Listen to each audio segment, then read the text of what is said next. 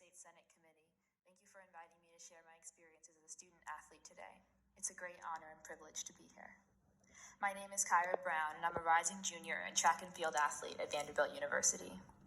Today I want to share my experiences with the NCAA guidelines, gender equity in college athletics, and how my thoughts on NIL legislation could alleviate difficulties on both fronts.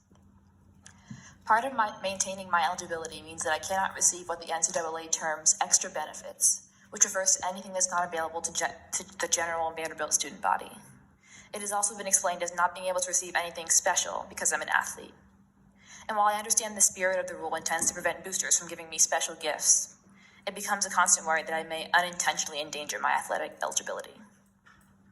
Recently, I completed the House Ethics training to be an intern here on the Hill, and a lot of what I learned in that training echoes what I've been taught about eligibility, but I just don't think being a student athlete should be held to the same level of stress and difficulty as working on the Hill.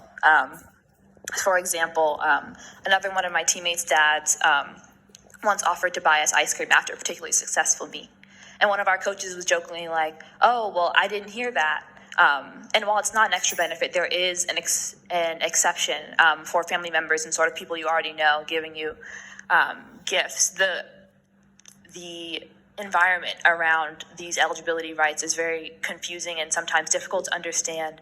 And the inclination is always to not do the thing or accept the gift just out of fear, when rather we should be focused on playing our sports and sort of enjoying these 4 years rather than always tiptoeing and trying to ensure that we don't somehow get in trouble.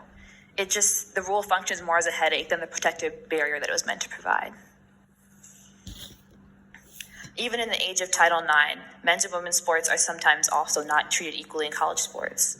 Some of this disparity is systemic, like we've seen at the NCAA in women's basketball and softball, but other issues are simply interpersonal. For example, there was an issue a few years ago when only the football team was having breakfast in our athlete dining hall, which I'm going to be honest, is the best food on campus. But after some requests were made by the women's soccer team, who also had morning practice, now all athletes are allowed to eat in the dining hall, sort of all 3 meals of the day.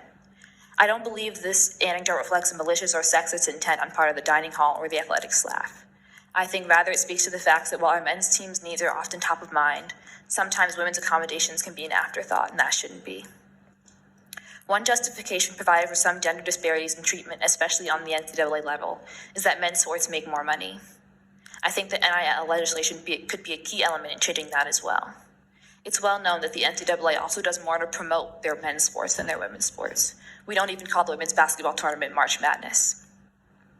I think that if female athletes were able to partner with companies or in other ways promote their own athletic endeavors, that might be a way to supplement the advertising that the NCAA neglects to provide and bring more viewers to women's sports.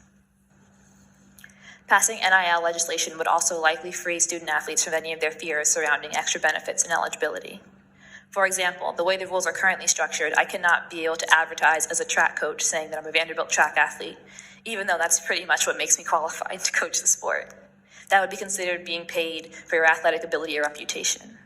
Especially in sports that don't get as much publicity, this is a great way for students to earn some extra money, but it's currently prohibited. By freeing student athletes from their fears and concerns around extra benefits and rules like that, NIL legislation also has the opportunity to help student athletes become entrepreneurs and create their own opportunities in an arena they already know well, their sports. Thank you for your time. Thank you. Well, again, thank all.